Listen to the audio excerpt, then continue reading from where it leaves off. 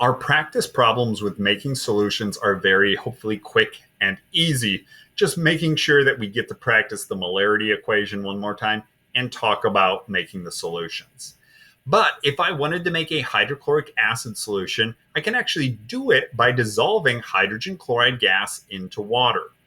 What I would need to think about is how much gas. So my volume and molarity could be used in the equation. Molarity, we know that, equals moles, we don't know that, over volume.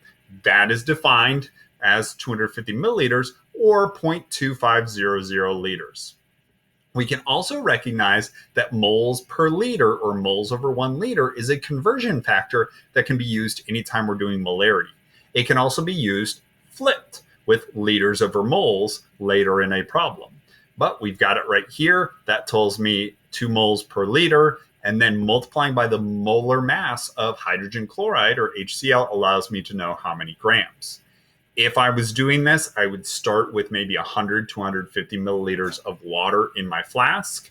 I would then need to bubble in that exact amount. It'd be very important to have the water in first because the hydrogen chloride gas would heat up the solution. So the more water we have in there, the safer.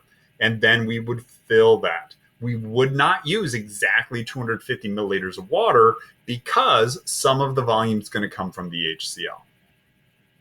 The second one is a dilution or making something from a stock solution.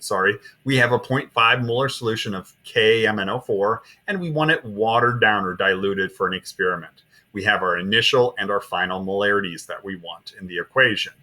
How much of that stock solution would we need?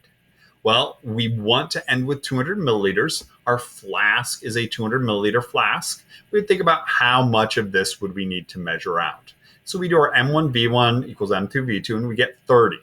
Once again, the process would be put some water in our 200 milliliter volumetric flask, precisely with a graduated cylinder, a burette, a volumetric pipette, measure out exactly 30 milliliters of KMNO4 as precisely as possible. And we would add that in, shake it up a little bit, and then we would fill to the line with water. It might end up being 170 milliliters of water or a little more or a little less, depending on what happens with the volume here. The key is water, stock solution, water until we reach that 200 milliliter mark.